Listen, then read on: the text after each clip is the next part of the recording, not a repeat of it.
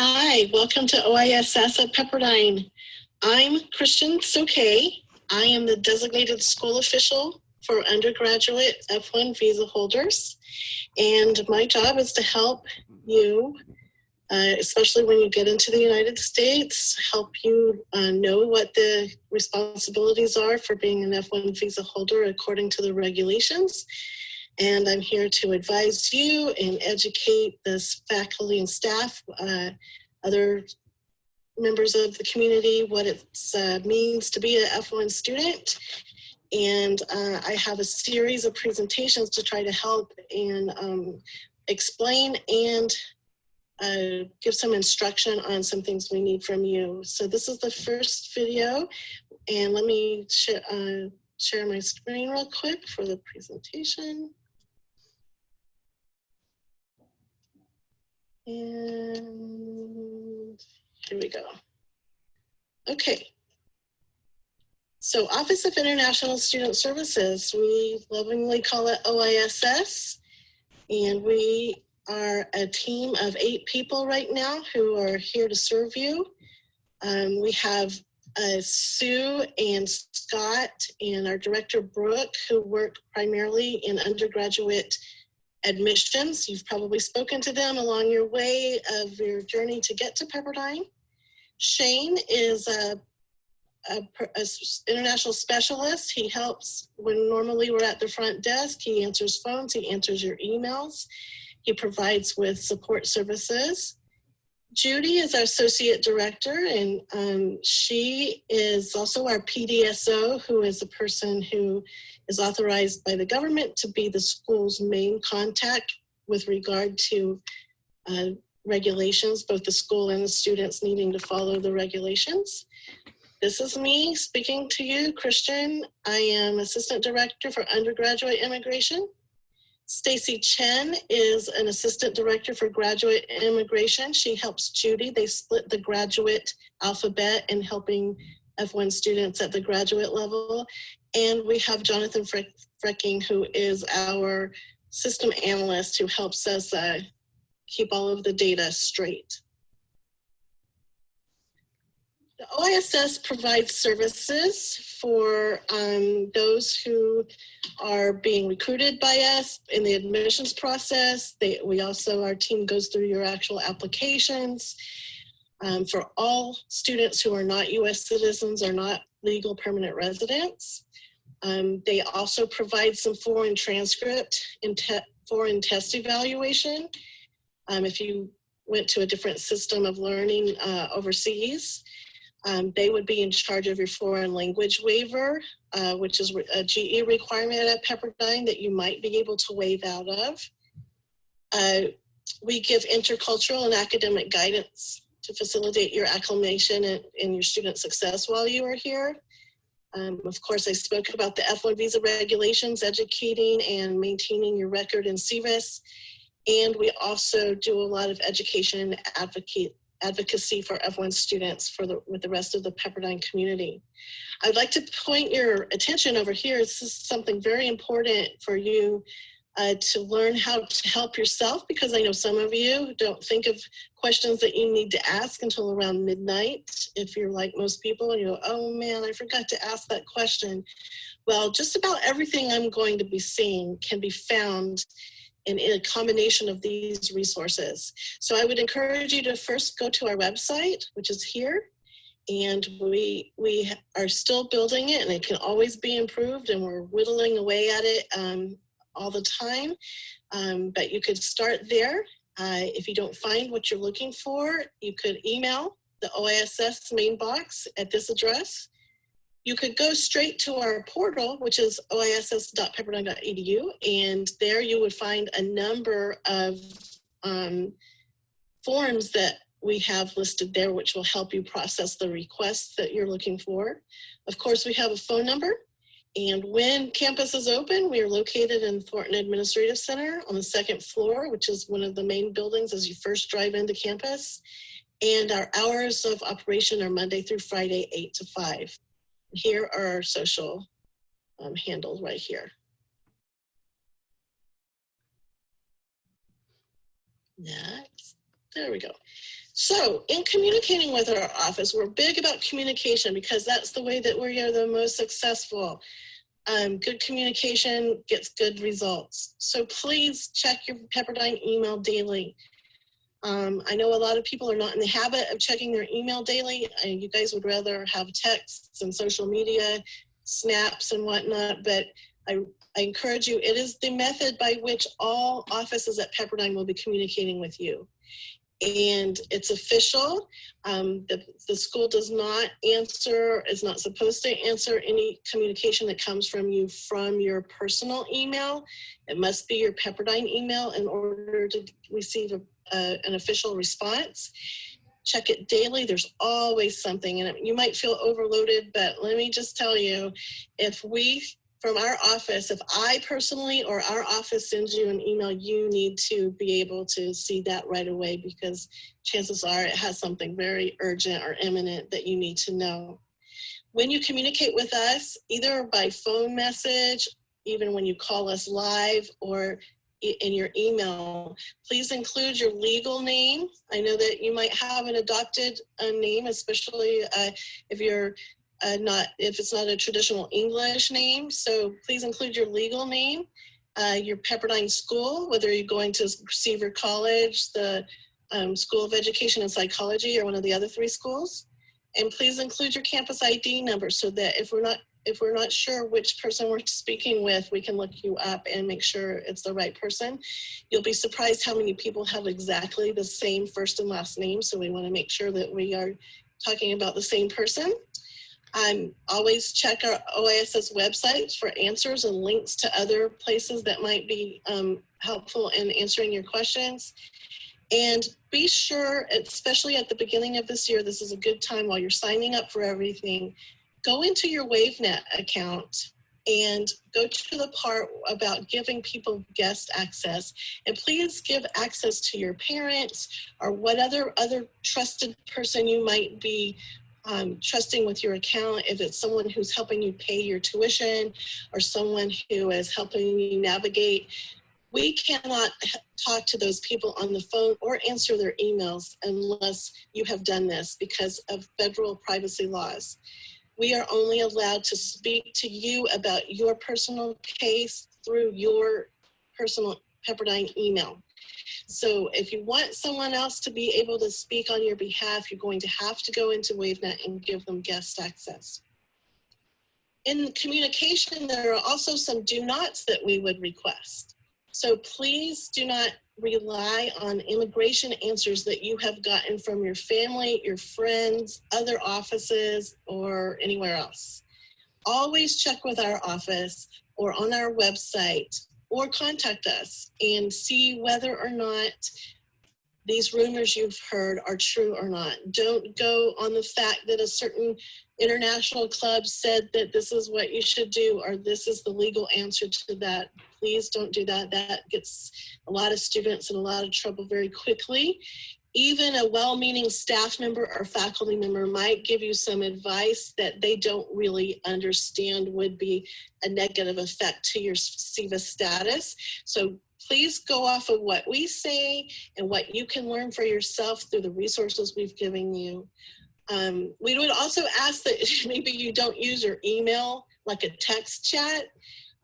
Try to write an email with all the questions that you intend to ask, in the beginning so that we can attack the whole scenario all at once. Because if you ask one question and we answer it, it might not have to do with what you're really getting at, and that just creates more emails and more emails. So if you can, think about what you're going to say and ask us all the questions in the same email so that we can more efficiently answer you and kind of not get off track. Also, it's really helpful if you only contact one source, like either the OISS inbox or me personally, instead of sending it to everyone whose name you've ever heard, because then that gets really confusing when people are trying to answer you and one person answers you and doesn't know the other people, doesn't let the other people know that they answered, and then we thought you weren't answered, so we try to answer you and it's already been answered, but it was worded in a way that was a little bit different than the other answer, so you're confused. So it's just better to just, if you have a question about immigration, either send it to me or the OISS box. If you have a question about admissions, send it to OISS admissions email, or about transcript evaluation or advanced placement or whatever. Please do that, and that will cut down on some of the emails and the confusion. And please don't have someone call the office on your behalf. It's better if you take things into your own hands and call and get the answers and try to understand what is going on, because that's how you will learn and you will have firsthand information. Only in certain kind of emergency situations you might have someone call on your behalf, but it's really important that you communicate for yourself and understand for yourself. And please don't ever come to us and say, oh, I didn't know that, no one told me. Because we're telling you in every which way possible right now that the answers are here. So please don't say, oh, but my brother who went to USC told me that when he was at USC, he didn't have to do this, or that didn't pertain to F1s or something like that. Because first of all, every school is different. In every business process at each school is different. And so it's best just to check with us and go off of what we've told you in the information that we're delivering here. Here's a quote that I'm kind of hinting at. One of the most important keys to success is having the discipline to do what you know you should do, even when you don't feel like doing it. I think we all struggle with that. But I'm just trying to impress upon you to keep on top of things. Don't let things go. Don't guess. Meet the problem head on. Ask the questions, and let's get it done. Here's sort of an overview of the life of an F1 visa student. If you think about your path to Pepperdine, and while you're at Pepperdine, it's kind of being this little path right here. Here you are as an incoming student, and you arrived in the U.S. When you arrive here, you're responsible for completing the mandatory arrival report form, which we're going to get to in a minute. The reason why you need to do this is I cannot register you as your arrival in SEVIS until I get this form. So that's one of the first urgent things to do. And then you can go on and be your, have fun and take away all the opportunities that Pepperdine has to offer.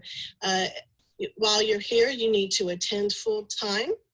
You need to, that means take the full course load of classes and attend your classes. You are required to attend your classes, of course, unless you're sick. Flourish while you're here. We want you to take part in everything that student activities, academic support, research opportunities. That's what you're here for. And we want you to fully engage and benefit from that.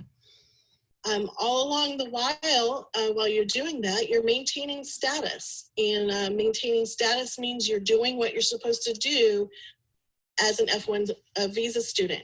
So that would include, you would be able to work under certain conditions we'll get to in a different video, but matters about travel, doing it the right way, volunteering the right way, and being employed the right way.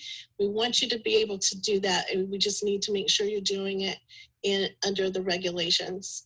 We want you to take the opportunity to be involved in internships. That's a really important part of your learning, and Pepperdine has some really fabulous connections with some alum and with some people in some different types of businesses in the LA area that would really benefit you.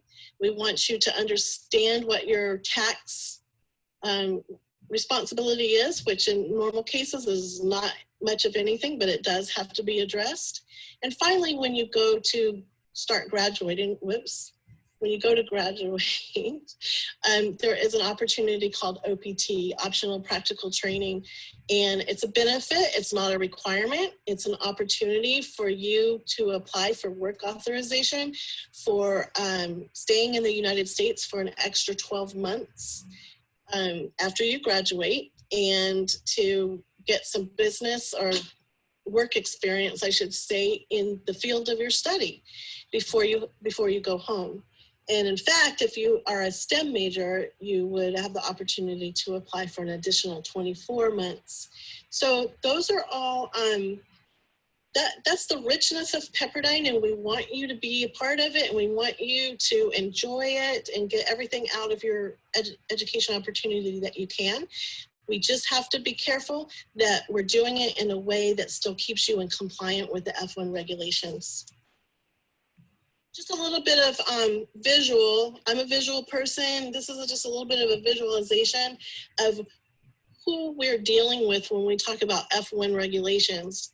I'm sure you've heard about the U.S. Department of Homeland Security. That's sort of what the whole umbrella is all about in maintaining your visa, I should say. And under the Department of Homeland Security, there are different divisions. There are way more than this, but these are the ones that we typically are working with. The Customs and Border Protection, which are the officers at the point of entry and at the borders that examine your documents and actually have the final say whether you are allowed to enter the U.S. or not. We have Immigration and Customs Enforcement, which are the actual enforcement part of the law, who would, find out if there were criminal activities or something like that, and they're responsible for removal. We have Citizenship and Immigration Services, which is the branch that would be giving F1 students work authorization on the OPT that I was talking about. And you can see under OISS that there's the Student and Exchange Visitor Program, which is who we most closely work with, because this is the program that allows schools in the United States to host international students. And then you can see here's me in this little pink circle, DSO. And I am in this interesting position where I have been appointed and appointed by the school and approved by SCVP to be the liaison between the student and the school and the government, trying to make everybody be in sync and be happy. And under this program, I am maintaining the Student Exchange Visitor Information System, SEVIS. You'll hear us say SEVIS about 9 billion times while you're here. And this is the database that you and I are maintaining to show the government that you are indeed maintaining status while you are in the United States. Then, if you remember, when you got your visa, you did that through the U.S. Department of State Bureau of Consular Affairs. That's where the embassies and the consulates fall under that branch. So all of these government branches are all working together and sometimes not working together very well to administer this program where U.S. schools can host international students. Some common types of visas that are here, which I just want to kind of draw an illustration about status. Of course, there's the F1 student visa, which you have applied for or are applying for, and this would be your student visa. The purpose of it is for full-time study in order to earn a degree or a certificate. Only certain types of authorized work are allowed, and there is no expiration date printed. Well, let me see. There's no expiration date in reality, as long as you are maintaining all the regulations that are under your responsibility to do so. We also have a tourist visa, which some of you might have, where the purpose for it is to temporarily come into the United States for a short term for tourism. No full-time study is allowed on this visa, so we don't have any B1 or B2 visas or waiver visas studying, because that is not the intent of a tourist visa. And typically these tourist visas will expire on a certain date, maybe 90 days or something like that before they have to be renewed. There are other types of worker visas where you might be a dependent of a parent who is on an E2, or, an E1 or an L1 type visa. And this is to allow their dependents, like yourself, if you're an E2, to come over in the US while your parent is working for a company here. But you need to be aware that if you are one of these dependents on one of these visas, that when you turn 21, you must be on your own F1 visa in order to continue studies full time. So if you, about 6 months before you turn 21, you and I need to talk so that we can start the process of getting you your own F1 visa. What is status? It's really kind of an abstract concept. It's not the actual visa, beginning and end date, and it's more of sort of an abstract that I'm going to try to describe to you. We're going to talk about how do you get it, how do you keep it, what if you lose it, and does it expire, which I think we already have kind of addressed, but we'll go over it. How you get your visa status is when you get to the point of entry, you go to the CBP officer and you have your documents ready to show them what your purpose is for being here. So if you're an F1 student, you're going to have handy to hand to the officer. You're going to give them your passport, your F1 visa, which is the stamp, this piece of paper that is actually glued into your passport, and your Form I-20, which is, look at this, this is backwards, oops. Your Form I-20, which was issued to you by me, which is sort of like the school's invitation to show the embassy, please let them come to our school, we really want them here. And then lastly, your I-901, which is actually just your receipt for your SEVIS fee. So when you paid for your SEVIS fee, you probably did so before your visa appointment, but if you didn't, you want to for sure before you try to enter the US, get that paid. And it's a good idea, it's not a requirement, but it's a good idea to have this with you, whoops, have this with you when you start to come in the country, in case sometimes the system doesn't get updated properly and it might show that you didn't pay it. If that's the case, you'll be able to prove right there, yes, look, here's my receipt, I did pay it. After the officer processes you, it will create an electronic record, which will show the date of your entry, right here on this one, the status in which you entered, which is right here. You entered in F1, this person F1 status, and the status in which you entered, oh, sorry, oops. See this DS, we'll talk about this down here. You are admitted until DS. What does that mean? That means for duration of status. So as long as you're maintaining status, you can stay in here in the US on your F1 visa, even if it expires. Now, if you leave the country and try to come back in, your visa will need to be renewed before you come back in. But if your visa happens to expire while you're in the US, as long as you're maintaining status, you do not have to leave just to renew your visa. This record is also going to show a unique admission number for this one admission. This means that this one day when you came in, this is your number to show that this day you entered the US. When you leave the US, this number will go away. And the next time you come back in the US, this number, you will have a brand new number. So therefore, every time that you come back into the US from travel, you need to complete a form on the web, which will generate this little report for you. And you want to keep this and all immigration records in a safe place, either electronically, or if you're a paper person and you want to file it by paper, then either way, you need to keep a record of this, because this will come in handy for future use and other things. So how do you keep visa status? Well, you mind the rules is what you do. So you know and comply with your responsibilities regarding the timely reporting of changes to your things like your U.S. physical address needs to be always up to date. Your major of study always needs to be up to date. Your enrollment status, maybe you were academically dismissed or hopefully not for community standards, which is, disciplinary.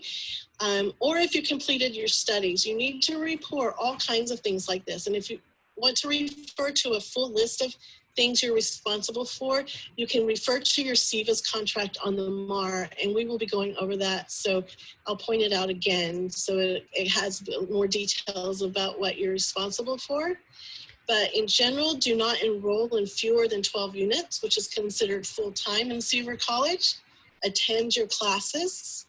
Do not work off campus, including paid or unpaid internships without authorization.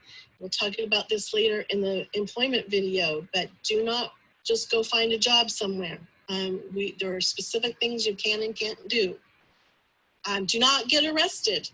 You don't even have to be convicted of something that you were stopped for in order for your visa to be canceled by the State Department. So don't get in any trouble and even be stopped by the police, especially for DUI, drinking under the influence, or under the influence of drugs or something like that. They won't even tell you that they're canceling your visa. You won't even find out until you try to use it somewhere, like coming back into the country. So don't do it. Don't take the chance. What happens if you do lose your visa status? And it doesn't have to be for a bad reason. Sometimes you lose visa status because you had to go home. There was an emergency, or you got sick, or you decided to take a gap semester. That's also losing your visa status, but that's not a bad thing. It doesn't have to be a bad thing. You can get it back again.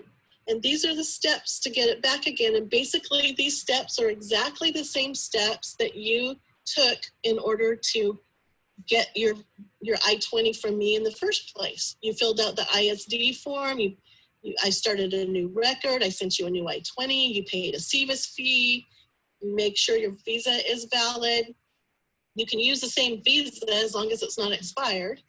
Then you'll need to exit the United States with all of these valid forms and then come back into the United States so that you can refresh your visa status on this new record. And don't forget, every time you come in with a new record, you need to complete a mandatory arrival report so that I can register you and make it all official. When you do start a new SEVIS record, it's important to note that you will need to complete 2 semesters on this new record before you're eligible to remain in the US for an earned vacation break, which is typically the summer.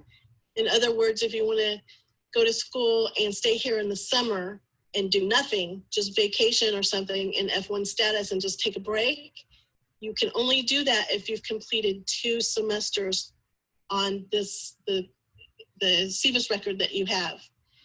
You also have to have completed 2 semesters on the same SEVIS record if you plan to do an internship, or if you're going to be applying for optional practical training when you start to graduate.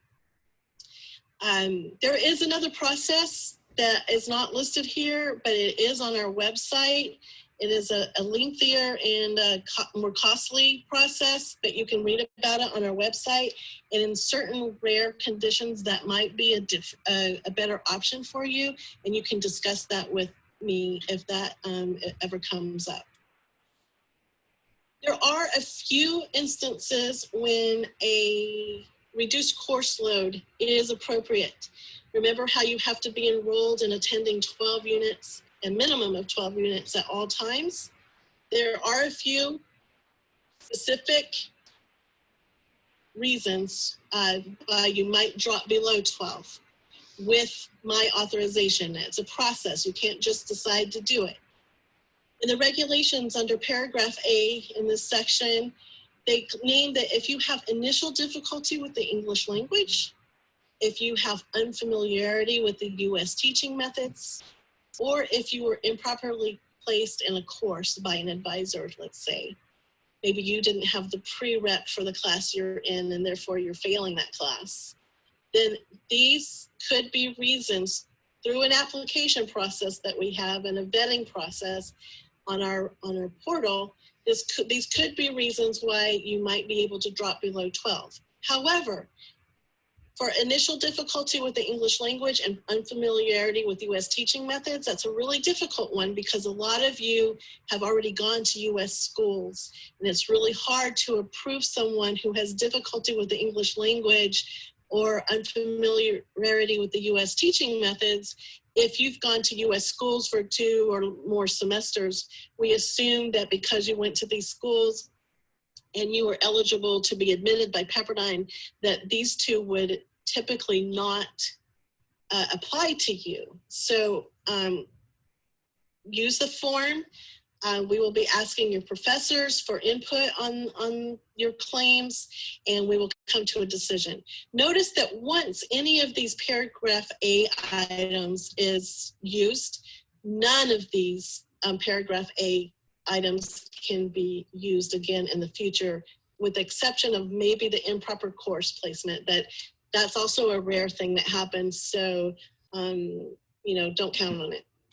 Of course, paragraph B, for medical reasons, if you need to take a reduced course load, God forbid you get sick or you get hurt and you're not able to make it to class, or it can even be, psychological reasons. Maybe you're too stressed out or you have anxiety. You can get a medical letter from either a licensed medical doctor, MD, a doctor of osteopathy, or a licensed clinical psychologist. We do have a licensed doctor, MD, and a clinical psychologist on campus, or you can go to your own. And there is a letter on our website, which is a sample letter for the doctor to use so that they can include all the information we need in order to give you authorization to be in less than 12 units. So you can check our website. There's a sample letter. You can take a maximum of 12 aggregate months of this medical reduced course load during your bachelor's career. So you can't just always do this. But if you have a substantial reason why you need to do that, please go ahead and do it. By no means, I'm not saying go to class when you're sick, or of course they won't let you be in there. But if you're chronically sick or you're going to be absent or unable to participate in your classes for a period of time, please fill out this form so that please see a doctor. First of all, see a doctor and get a diagnosis and a prognosis and a treatment plan, and then fill out the form on our portal so that we can get this documented and get this taken care of. And then lastly, paragraph C, if this is your last semester, or once you reach your last semester that you will be completing your degree in, and you don't need 12 units, maybe you only need 8 units to finish or 4 units to finish, then you can apply for a reduced course load because you don't need 12 units. And in that case, there's a separate form for that as well. And we encourage you to do that earlier in the semester. So it's just part of your paperwork for your exiting out as a graduate. And that will give you authorization in CVIS for being enrolled in less than 12 units. Please watch the rest of our videos. We are taking registration on these so that I can see who has participated and who hasn't. This was video number 1, which was the intro and what is visa status. The next video is the OISS portal and the mandatory arrival report, which I would suggest watching next because it's a tutorial on how to properly fill in that form, which is very important for me in order to get you registered in CVIS. The third one, forms and travel protocol, how to travel properly so you don't have very many problems at the border coming and going. And lastly, more information about employment and taxes. So thank you for watching, and I hope you tune in soon to the rest of them. No.